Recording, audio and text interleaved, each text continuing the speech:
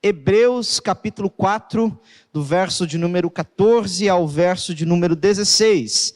Nós estamos expondo nos cultos à noite a carta aos Hebreus, que é composta aí de, se não me engano, 13 capítulos, e hoje nós estamos pregando no capítulo 4. E no culto pela manhã estamos expondo Gênesis, a primeira parte de Gênesis, que é Gênesis de 1 a 11. A nossa igreja preza pela exposição bíblica através de livro a livro, de séries. Então, porque é uma oportunidade de nós vermos o Senhor falar por meio de todo o livro, por meio de toda a palavra. Então, abra sua Bíblia em Hebreus capítulo 4, do versículo de número 14 ao 16. E assim nos diz a palavra de Deus: tendo, pois, Jesus, o Filho de Deus, como grande sumo sacerdote que adentrou os céus, conservemos firme a nossa confissão, porque não temos um sacerdote que não possa se compadecer de nossas fraquezas. Pelo contrário, ele foi tentado em todas as coisas, à nossa semelhança, mas sem pecado. Portanto, aproximemo-nos do trono da graça com confiança, a fim de recebermos misericórdia e encontrarmos graça para ajuda oportuna. Vamos orar nesse instante, irmãos, e pedir ao nosso Senhor, ao nosso Cordeiro Redentor, que realmente nos ajude e nos ilumine nesse instante. Senhor, nós te damos graças, ó Pai, pela reunião do teu povo que aqui está neste lugar, e pelo privilégio tão maravilhoso que o Senhor nos concede de ouvirmos a tua palavra. Fala ao nosso coração, Senhor, porque dependemos da instrução e da iluminação do teu Santo Espírito, ó Pai, sem o qual, ó Deus, nós nada entenderíamos, nada aplicaríamos à nossa vida. Ajuda-nos, pois dependemos totalmente de ti, no nome do Senhor Jesus. Amém. Meus irmãos, a carta aos Hebreus é uma carta muito peculiar, porque ela vai falar de um contexto que talvez muitos de nós, ainda nos dias de hoje, e também de lugares diferentes do nosso, passam por situações semelhantes. Essa carta, ela foi entregue a pessoas que estavam sofrendo pela tentação de desistir do cristianismo, desistir de Jesus, ou então querendo voltar atrás naquilo que era a religião judaica daqueles dias, voltar aos sacrifícios, voltar às reuniões no templo, às guardas das tradições e das leis que então eram instituídas pelos fariseus. Aquelas pessoas estavam vivendo intensa perseguição por causa da sua fé. Muitos deles, que eram judeus anteriormente, eles tinham por causa de Cristo, abandonar o seu lar, abandonar os seus empregos. Eles eram excluídos do círculo social ao qual eles pertenciam. E muitos, por causa dessas perseguições, e também de alguma forma por causa das perseguições dos gentios, dos romanos, que estavam começando ali em paralelo a isso, muitos estavam querendo retroceder, desistir, desanimar. Quantos de vocês já se sentiram desanimados ao longo da sua vida? Quantos de vocês já sentiram quão difícil é não ceder às tentações que muitas vezes sentimos na nossa pele, sentimos na nossa vida? Pois é, aqueles irmãos daquele momento estavam vivendo um período parecido em sua vida. E o autor então, aqui a carta dos Hebreus, que nós não sabemos bem quem é esse autor, mas sabemos que era um homem poderoso na sua oratória, um homem que tinha um conhecimento profundo das escrituras judaicas da época. Ele escreve toda esta carta para poder encorajar aqueles irmãos a não retrocederem, a não olharem para trás, a não desistirem, a não desanimarem da sua jornada, da sua caminhada cristã, mostrando que Jesus, ele é superior superior a qualquer coisa que existe, especialmente a religião judaica. Ele vai aqui falar a respeito da superioridade de Jesus em relação aos anjos, em relação a Moisés, em relação a Josué, em relação aos sacerdotes, aos sumos sacerdotes da época. Ele vai demonstrar com palavras, ele vai demonstrar de uma forma muito sublime que Jesus Cristo, ele era diferente, ele era superior, porque ele era verdadeiro Deus e verdadeiro homem, que eles deveriam não voltar atrás naquilo que era obsoleto, aquilo que já tinha tido o seu cumprimento quando Cristo havia vindo a este mundo e ofertado a sua vida no madeiro para nos salvar.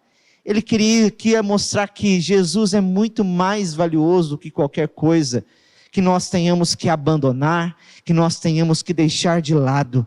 Aqui ele demonstra nessa carta a superioridade de Jesus. E neste capítulo de número 4, ele fala especificamente que Jesus era superior a Josué. Por que Josué? Quem foi Josué dentro dessa figura do judaísmo? Josué foi aquela pessoa que conduziu o povo de Israel a entrar na terra prometida, uma terra que para o povo israelita que estava saindo do êxodo, era a terra do descanso prometido, onde eles encontrariam um verdadeiro descanso dado por Deus. E ele vai dizer que aquelas pessoas, ainda que tinham sido levadas por Josué, aquela terra de Canaã, que estava leite e mel, elas não encontraram o descanso prometido em Deus, porque aquele descanso que Deus havia prometido, lá no 6º dia, ou então quando ele falou a respeito da terra, era um descanso muito maior do que o físico, era um descanso espiritual que nós só encontraríamos pela fé, ao ouvirmos a boa nova do Evangelho. Ou seja, Jesus Cristo era o único que verdadeiro poderia dar descanso. Agora imagine você falar de descanso para um pessoal que estava se sentindo cansado, desanimado, que estava se sentindo exausto por causa das aflições, por causa das tentações, por causa das perseguições que eles vivenciavam. Eles esperavam adentrar a um descanso prometido por Deus. Só que aquele descanso prometido por Josué, prometido pelos judeus, não era o descanso final, o descanso real, o descanso pleno. Apenas Cristo podia dar. E aqui então, no final desta carta, nesses 3 versículos que compõem aí o final do capítulo 4, ele vai mostrar, ele vai enfatizar essa sublimidade, essa superioridade de Jesus em relação a Josué, porque além dele, porque que ele pode dar o verdadeiro descanso para nós? Porque ele é o nosso sumo sacerdote, o nosso grande sumo sacerdote que deu a sua vida por nós, que ofertou a sua vida por nós, que ofereceu um sacrifício perfeito por nós na cruz do Calvário. E então ele vai começar aqui a delinear algo que ele vai falar posteriormente em outros capítulos, especialmente no capítulo 5, sobre a questão da superioridade de Jesus em relação aos sumos sacerdotes da época. E quem eram esses sumos sacerdotes da época? Eram as pessoas que, seguindo os rituais propostos por Moisés, lá no livro de Êxodo, eram aqueles que apresentavam-se perante Deus, uma vez ao ano, no dia de Yom Kippur, no dia da expiação, e ofereciam um sacrifício pelos pecados do povo, representando toda uma nação diante de Deus. Esse dia, como nós vemos, como é celebrado no calendário dos judeus até aos dias de hoje, era o dia mais importante, era o dia que as pessoas se preparavam, pois era aquele momento que Deus receberia ou não o sacrifício dos sacerdotes. E havia muito temor, havia muito medo, porque se o sacerdote não estivesse bem preparado, fizesse todos os rituais conforme mandado pela lei de Moisés, ele poderia pagar com a sua própria vida ali naquele lugar. Então, o autor aqui ele vai mostrar a superioridade de Jesus. Ele pode nos dar o descanso, porque ele é o nosso grande sumo sacerdote. Ele não é um sumo sacerdote qualquer. E a gente vai aqui então, eu quero mostrar para vocês, a partir desse texto, 3 verdades a respeito do nosso Senhor Jesus Cristo, que o autor destaca aqui. A primeira delas é que Jesus, ele é o grande sacerdote que adentrou os céus, o Filho de Deus que adentrou os céus. Em segundo lugar, eu quero destacar aqui que Jesus é o sacerdote que se compadece das nossas fraquezas. E em terceiro lugar, como nós vamos ver aqui, Jesus é o sacerdote que nos ajuda quando nós clamamos. Essas 3 verdades com relação ao nosso Senhor Jesus que eu quero destacar aqui aos irmãos nesse instante. E então eu passo aqui a falar a primeira delas. Jesus, o Filho de Deus, é o grande sacerdote que adentrou os céus, como nos diz o versículo 14. O que diz? Tendo, pois, a Jesus, o Filho de Deus, como grande sumo sacerdote que adentrou os céus, conservemos firmes a nossa confissão. Aqui, meus irmãos, ele começa fazendo uma conexão com aquilo que ele estava dizendo anteriormente, como eu havia dito agora. Ele estava falando de descanso, ele queria mostrar que Jesus era o único que pode nos dar esse descanso final.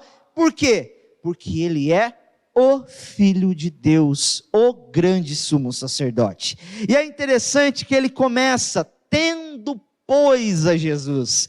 Essa ideia de ter aqui é realmente como nós entendemos na nossa língua portuguesa: ter, possuir, se agarrar. Jesus é aquele em que nós temos verdadeira confiança, esperança, nós temos a certeza de que Ele nos pertence, que Ele pertence a nós e nós pertencemos a Ele. Essa aqui é uma das grandes bênçãos que os cristãos têm nessa vida, o privilégio de pertencermos a Jesus.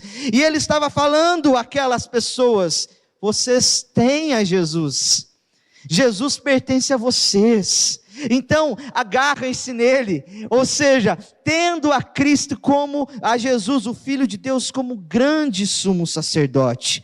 Nós estamos ligados a Jesus da mesma maneira que um ramo está ligado à árvore. E ele utiliza essa expressão, Filho de Deus, porque ele quer ressaltar a natureza divina do Senhor. O Senhor Jesus, ele não era simplesmente um homem, meramente um homem. Ele era homem, mas ele era também o verdadeiro Filho de Deus. Aquele que realmente encarnou-se, que veio a este mundo, a segunda pessoa da Trindade, que esteve com Deus, que era Deus, como vai dizer ali o apóstolo Paulo, sobre o envolvimento dele na criação, que sustenta todas as coisas. Ele vai afirmar que Cristo, ele é muito superior aos homens, aos grandes patriarcas, porque ele é o Filho de Deus. E essa, meus irmãos, é a grande confissão que a igreja cristã faz ao longo dos séculos. A igreja cristã, ela verdadeiramente se fundamenta nessas 2 verdades, que Cristo é o Filho de Deus e ele é verdadeiramente homem. Por que Cristo pôde operar toda a obra expiatória na cruz do Calvário? Por que Ele pôde verdadeiramente ressuscitar dentre os mortos? Porque Ele era verdadeiro Deus, é o Deus encarnado. E nós, enquanto igreja, nós confessamos, a nossa fé, ela está alicerçada verdadeiramente nesta verdade. Esta é a mensagem dos apóstolos, essa é a mensagem que os 12 receberam a respeito de Cristo, que ele não era um mero agitador de multidões, ele não era apenas um mestre bom da moral, dos costumes da lei, ou então, como vão dizer os hinduístas, ele era um espírito evoluído. Não, Cristo é muito mais do que isso. Cristo é o verdadeiro Deus, ele é a segunda pessoa que se fez carne. E ele vai dizer então que este Jesus, Ele é o nosso grande sumo sacerdote que adentrou os céus. E aqui essa palavra é muito interessante. Lembra que eu disse para vocês que na época lá em que essa carta foi escrita, existia um sumo sacerdote que adentrava ao lugar chamado Santo dos Santos, determinada época do ano, para oferecer sacrifício de animais, expiatório por todo o povo de Israel. Veja, ele vai dizer que Jesus, ele é o grande sumo sacerdote. E aqui ele coloca realmente, essa palavra grande, ela traz a ideia de que realmente Jesus é maior do que todos. É realmente aquele que é perfeito, aquele que é completo. Veja, Jesus, ele é o verdadeiro, o último grande sumo sacerdote da ordem que foi estabelecida lá desde Arão, quando Moisés ainda vivia e estabeleceu todos aqueles rituais. Ele é aquele que cumpriu um sacrifício perfeito. Ele vai dizer posteriormente na carta que os sumos sacerdotes, eles tinham que fazer um sacrifício repetitivamente, todos os anos. Aquilo era simbólico na verdade, porque no passado apontava para esse grande sumo sacerdote que viria. E é interessante um dado aqui, meus irmãos, porque ao longo dos anos, a religião judaica, ela foi meio que se institucionalizando, ela foi meio que se politizando as regras do Estado, e esses sumos sacerdotes ali da época em que essa carta foi escrita, eles eram sacerdotes que tinham privilégios até mesmo do Estado romano para agir da maneira como eles agiam. Eles eram sacerdotes que pertenciam a altas famílias, que tinham riquezas, que eram até mesmo às vezes sofriam a indicação dos próprios governadores ali romanos para poder adentrar. A política adentrou toda aquela instituição, e não eram pessoas muitas vezes da linhagem de Arão, não eram pessoas muitas vezes habilitadas para realizar aquilo que eles faziam, mas eram nomeados, como a gente nomeia um cargo político para colocar determinada pessoa, muitas vezes eram assim. Então, para você ver a corrupção que acontecia daquele cargo, deste ofício ali naqueles dias. E então o autor aos Hebreus, ele destaca que Jesus, por outro lado, ele é grande. Ele realmente recebeu o seu ofício, não de governadores, não por mão de políticos, não por voz de políticos, mas verdadeiramente do seu Pai Celestial. O Salmo 110, versículo 1, vai dizer, disse o Senhor ao meu Senhor, assenta-se à minha direita, até que eu ponha os seus inimigos por estrado dos seus pés. A ideia de senta-se à minha direita, é lugar de autoridade. Cristo recebeu a autoridade que verdadeiramente pertencia ao Pai. Ele era não só isso, mas um sumo sacerdote misericordioso e fiel, por quanto diz Hebreus 2,17, por isso mesmo era necessário que em todas as coisas ele se tornasse semelhante aos irmãos, para ser misericordioso e fiel sumo sacerdote, nas coisas referentes a Deus, para fazer propiciação pelos pecados do povo. Ele era um sumo sacerdote exaltado tanto na terra quanto no céu. O sacerdócio arônico servia no templo, mas Jesus, ele servia verdadeiramente no santuário celestial de Deus. Ele vai mostrar a superioridade de Cristo em relação a todos aqueles sacerdotes que estavam ali. Cristo, por exemplo, meus irmãos, agora ele está à direita de Deus. Depois de ter morrido, ele ressuscitou, ele foi exaltado. E sabe o que Cristo faz? O que Cristo faz nesse momento, nesta hora? O que ele faz por nós nos dias de hoje, depois de ter sido ressurreto? Ele ora pelos seus, ele intercede por nós, ele ora para que nós não sejamos realmente tragados pelas tentações da vida. Cristo está verdadeiramente oferecendo intercessão por nós neste momento. E ele não é apenas uma figura religiosa, mas o Filho de Deus. Ele está sentado à destra de Deus para interceder por nós. E aqui ele vai nos dar mais respaldo para falar a respeito disso. Ele vai dizer que ele adentrou os céus, realizou um sacrifício maior, adentrou onde nenhum sacerdote humano havia adentrado. Veja, como que funcionava no Antigo Testamento? No primeiro momento, existia lá o tabernáculo, um local que Deus estabeleceu como a tenda do encontro, onde ele se encontraria com as pessoas selecionadas, certo? E como isso acontecia? Havia toda uma série de rituais, né? Algumas vestimentas que deveriam ser colocadas sobre os sacerdotes. Havia o local onde o povo poderia adentrar, que era o pátio, como era acostumado assim. Depois existia um local acima, que poderiam entrar alguns sacerdotes, alguns que foram levitas, que são chamados daqueles para trabalhar para Deus, e havia um lugar mais ainda à frente, que apenas o sumo sacerdote poderia entrar, que adentrava uma vez ao ano, onde estava a arca da aliança com os 2 querubins, onde ele fazia então, havia a tampa do propiciatório, onde ele jogava o sangue do animal ali sacrificado pelo pecado das pessoas. Aqui, o autor aos Hebreus fala que Jesus é superior, porque ele adentrou aos céus, porque estes homens, eles se achegavam até esse lugar no máximo, mas Cristo adentrou o templo de Deus, o lugar da habitação de Deus, o lugar de Deus, onde Deus governa todo o universo e todas as coisas, e Ele ofereceu a si mesmo como oferta, Ele foi a oferta perfeita.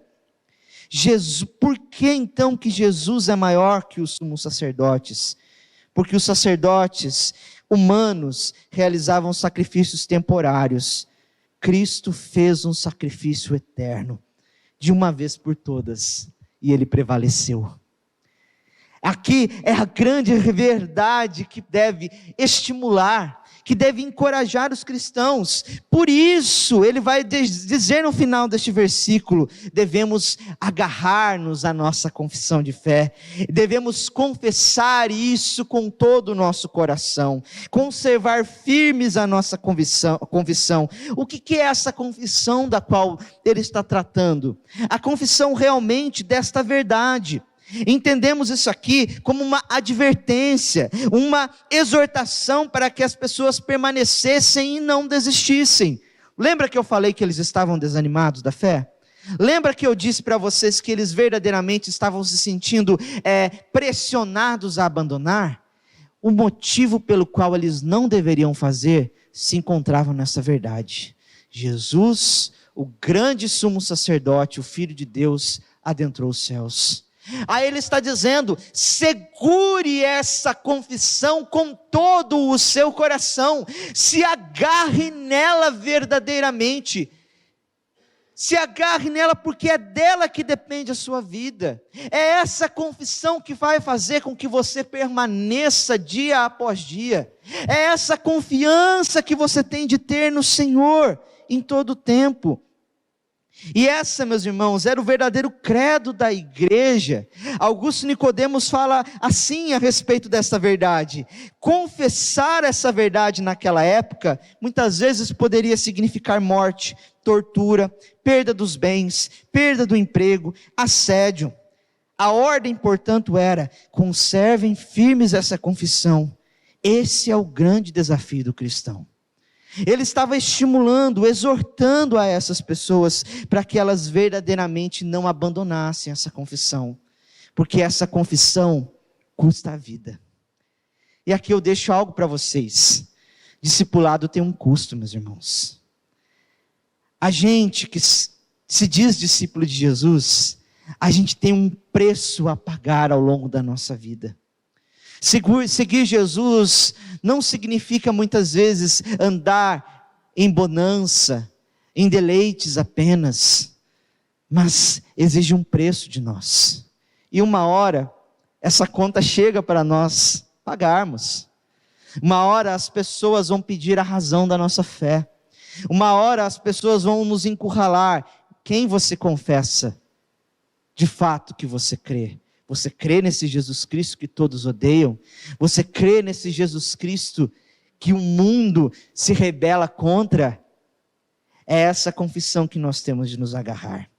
Deixo aqui uma aplicação a vocês, irmãos.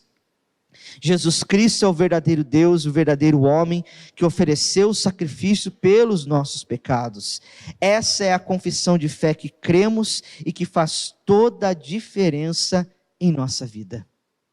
Essa é a confissão que deve estar pulsando no seu coração. O fato de você ser membro de uma igreja pode não querer dizer nada.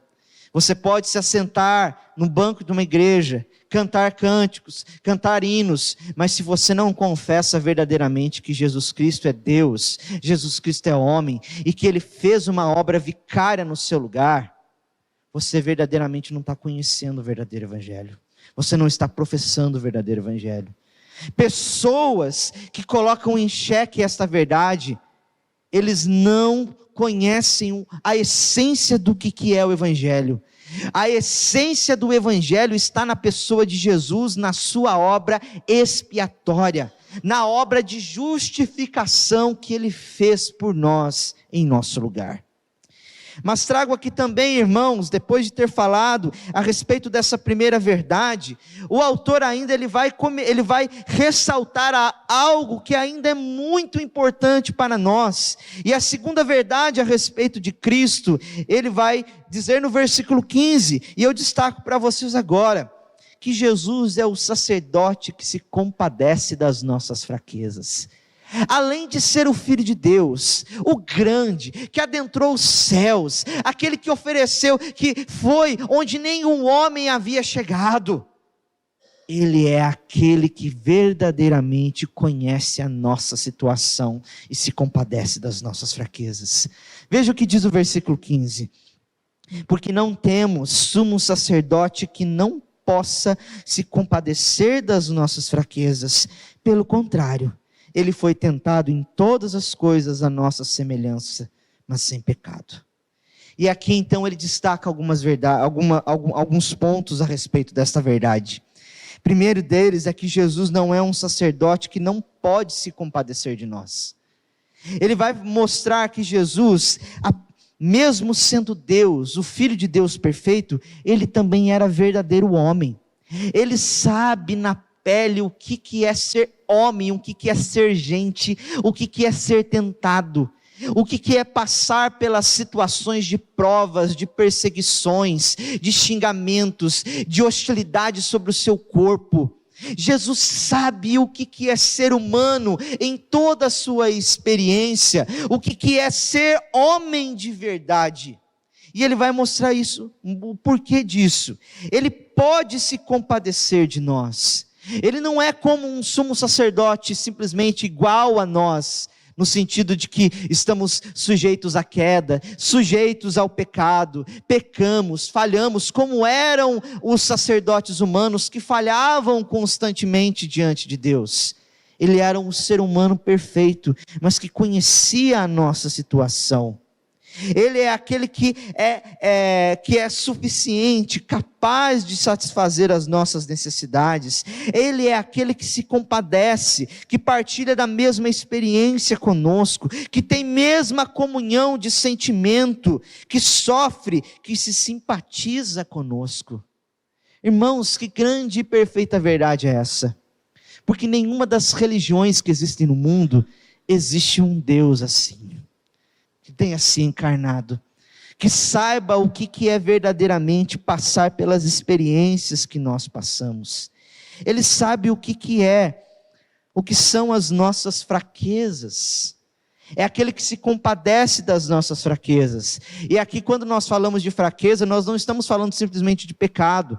Jesus sabe o que é ter um corpo doente, passar por doenças. Jesus sabe o que é sentir cansaço. Jesus sabe o que é sentir desânimo. Jesus sabe o que é sentir a sobrecarga da vida, das responsabilidades de você ter de sustentar um lar. Jesus sabe das aflições, das angústias, da tristeza. da traição. Jesus, semelhantemente, ele passou por todas as coisas que nós passamos, porque ele é totalmente humano e foi tentado em todas as coisas, porém sem pecado. Aqui essa expressão, pelo contrário, ela vai ligar, realmente fazer esse contraste de Jesus com relação aos sacerdotes humanos. Jesus, ele é aquele que é mais empático. Jesus é aquele que é superior, porque ele verdadeiramente conhece a nossa experiência. Ele foi tentado, e a ideia de ser tentado é realmente de ser colocado à prova, a fim de determinar a natureza de alguém, incluindo as suas imperfeições. Da mesma maneira que nós somos colocados sobre a dureza da tentação, Jesus Cristo vivenciou isso na pele. E os próprios evangelhos vão falar a respeito da tentação que o Senhor Jesus passou. Hebreus enfatiza que que a vida de Jesus foi uma vida de tentação. Ele difere de nós unicamente pelo fato de não pecar. Ele estava sujeito às mesmas circunstâncias, ele estava sujeito às mesmas situações que nós. Ele passou por tentação no Getsêmani, quando ele queria verdadeiramente, quando ele clamou a Deus: Pai, se possível, passa de mim este cálice. Ele passou por tentação, por oposição das pessoas. Quantos não foram os ataques contra o Senhor? Quantos não foram de fato as palavras de fariseus, de pessoas ao longo da multidão que estavam querendo pegar Jesus no seu ensino, e uma controvérsia, uma possível controvérsia no seu ensino? Oposição, uma tentação para desistir, questionamentos. Mas a principal tentação que ele teve foi evitar o sofrimento. Veja quando Pedro disse para ele: Senhor, poupa-te deste sofrimento. E Jesus sabia que ele veio a este mundo verdadeiramente para cumprir o propósito do seu Pai. Ele foi obediente. Ele foi tentado 3 vezes por Satanás, e a primeira tentação, Satanás usou ali para dar a ele poder, para que ele usasse o seu poder para propósitos inconsistentes com a sua missão. E ele resiste ao referir-se a Deus, a submeter-se a Deus. A segunda tentação de Satanás foi que ele tentasse a Deus buscando sua ajuda por razões egoístas. E a terceira tentação que Satanás fez por ele foi para ele obter domínio mundial pelo poder, pelo segmento de Satanás em lugar de Deus. E de que maneira Cristo resistiu a essas tentações? Por meio da palavra, por meio da obediência. E aqui então Hebreus vai dizer que ele foi tentado em todas as coisas, de forma completa, total, ou seja, todas as circunstâncias em que somos tentados, Cristo também foi tentado igualmente a nós. Todas as circunstâncias. É claro que Jesus, ele não pecou. No tempo da existência terrena, Cristo enfrentou a mesma batalha contra a tentação que nós enfrentamos. Jesus se identifica com as nossas lutas para derrotar o pecado e triunfar sobre a tentação. E ele fala que a nossa semelhança, ele foi tentado em todas as coisas, as nossas semelhanças. Jesus era tão humano quanto nós e foi tentado de acordo com a nossa circunstância. Jesus não está alheio às nossas dificuldades, mas ele se coloca diante de nós, tendo sofrido em todos os sentidos que sofremos e em muito mais além do que poderíamos suportar. Irmãos, que sacerdote poderia fazer isso? Que homem verdadeiramente pôde passar por todas as provas que passamos sem pecado? Veja o que ele diz ali: sem transgredir a lei de Deus. Ele foi verdadeiramente fiel ao Senhor. Ele foi perfeito em sua obediência ao Pai, por ele ser verdadeiramente Deus. Por ele ser verdadeiro Deus, por ele possuir a natureza divina. O Senhor, ele suportou, mas ele sentiu toda a pressão que nós sentimos. Ele sentiu toda a dor que nós sentimos. Quantos de vocês passam por tentações hoje? Quais são as suas principais tentações na sua vida? Quais as tentações que mexem com você, que faz com que você decline, que faz com que você caia, que faz com que você desanime muitas vezes da fé? Quais são as tentações que você experimenta no seu dia a dia, quando você está sozinho no seu quarto, quando você vai tomar banho? Quais são os pensamentos que perpassam a sua mente? Pensamentos de morte, pensamentos de desânimo. Quais são, irmãos? Saiba que Jesus foi tentado em todas essas coisas. Ele, porém, venceu as tentações. E sabe que o que é o melhor disso? Ele pode nos ajudar. Ele se compadece de nós. Ele intercede por nós. Por isso, quando você achar que você está passando por uma tentação sozinho na sua vida, por uma provação muito difícil na sua vida, lembre-se que Cristo está intercedendo por você. Que a presença de Cristo é real. Que Cristo verdadeiramente nos proporciona um verdadeiro escape das nossas tentações. E aqui então deixa essa segunda aplicação. Jesus se identifica com a humanidade por ter suportado todo tipo de tentação, sendo capaz de nos ajudar em nossas próprias fraquezas. Nós podemos confiar plenamente em sua presença, pois como vimos, nós o temos, nós pertencemos a Ele. Ele está nos céus, à destra do trono de Deus, intercedendo por nós. Que verdade maravilhosa que nós podemos experimentar. E por fim, irmãos, destaco aqui, em último lugar, a consequência de tudo isso que o autor nos fala. A grande e terceira verdade a respeito do nosso Jesus, do nosso sumo sacerdote Jesus. Jesus é o sacerdote que nos ajuda quando nós clamamos. Por causa dessa verdade, dele ser o verdadeiro Filho de Deus que adentrou os céus, fez um sacrifício maior que nenhum homem poderia fazer. Por causa da verdade dele ser verdadeiramente homem, ter suportado todas as tentações, estar sujeito às mesmas fraquezas que nós e ficar sem pecado, ele é poderoso para nos ajudar quando nós clamamos. Veja então qual que é a consequência, qual que é o propósito de todo este ensino destacado aqui nesses 3 versículos pelo autor aos Hebreus.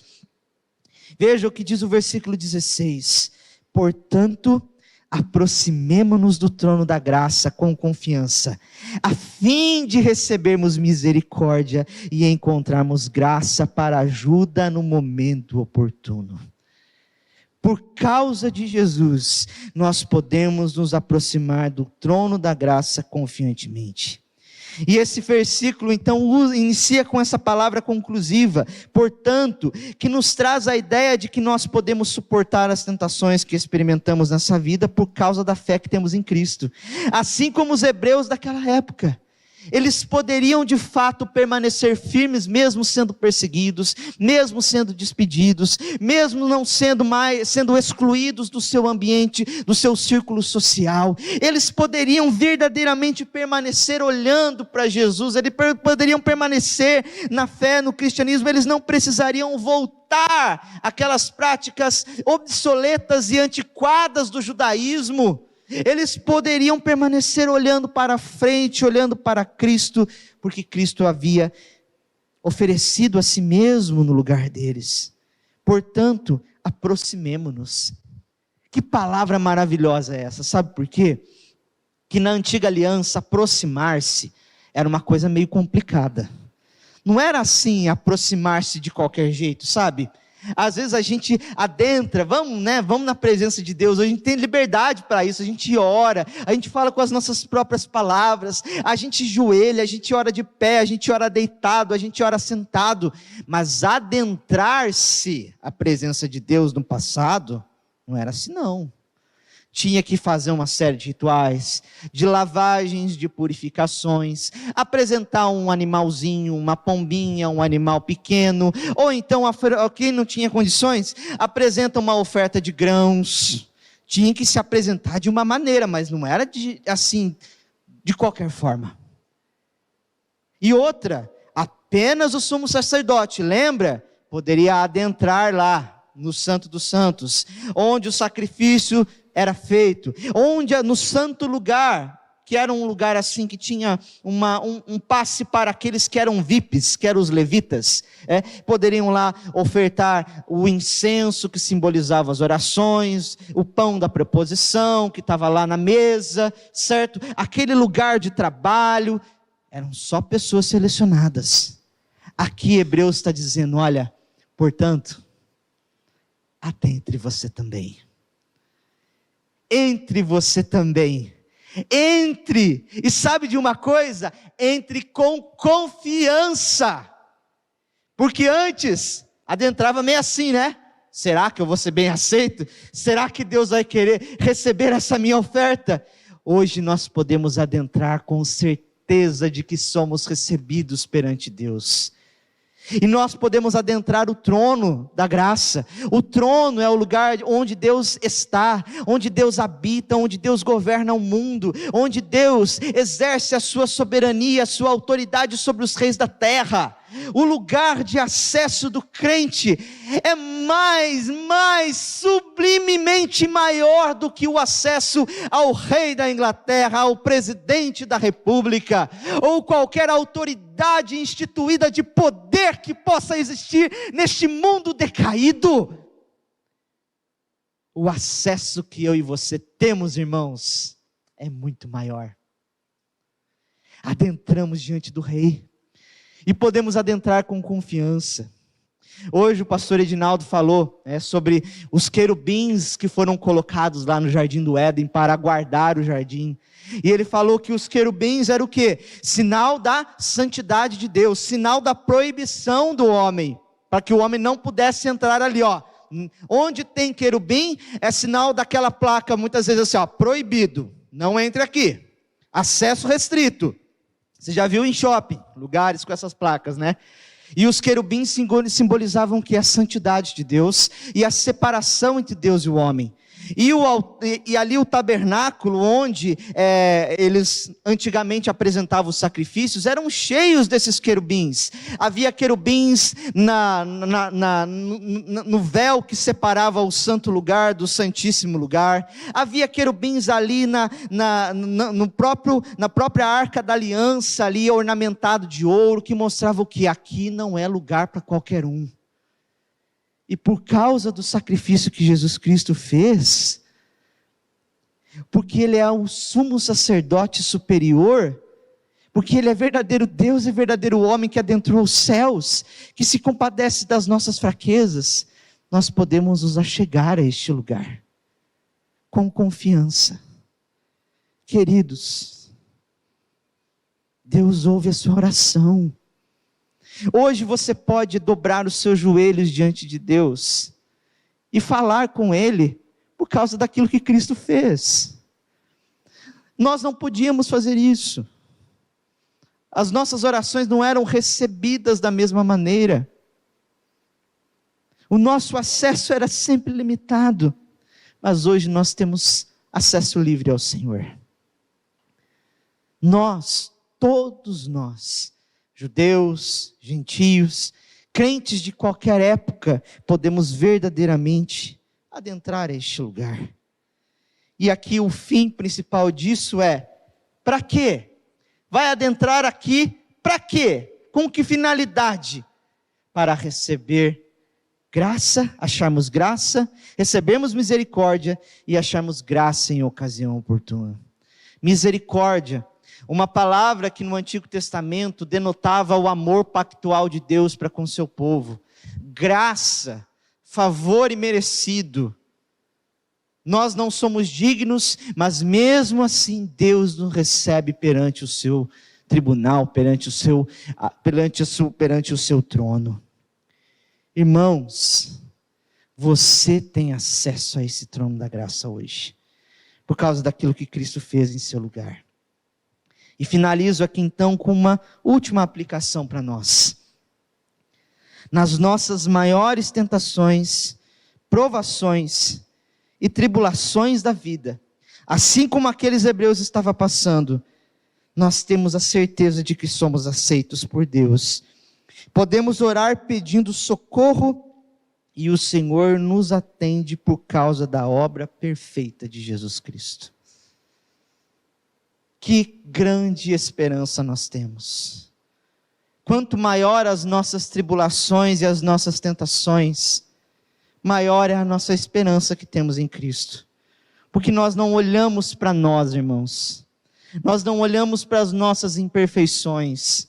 Nós não olhamos para as nossas boas obras que são mancas, as nossas boas obras que são manchadas, as nossas boas obras que são imperfeitas, o nosso legalismo de que achar que eu jejuo, eu oro, eu faço, eu sou recebido por causa daquilo que eu faço.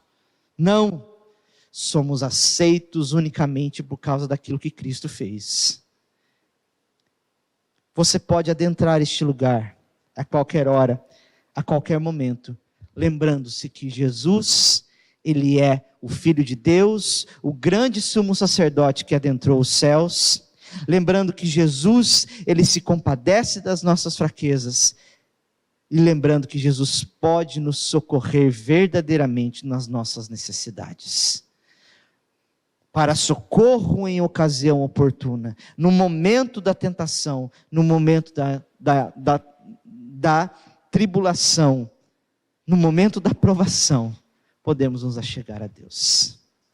Que o Senhor nos ajude e que o Senhor nos dê cada vez mais graça para que nos lembremos disso e não nos desanimemos da nossa vida, por mais coisas que aconteçam conosco.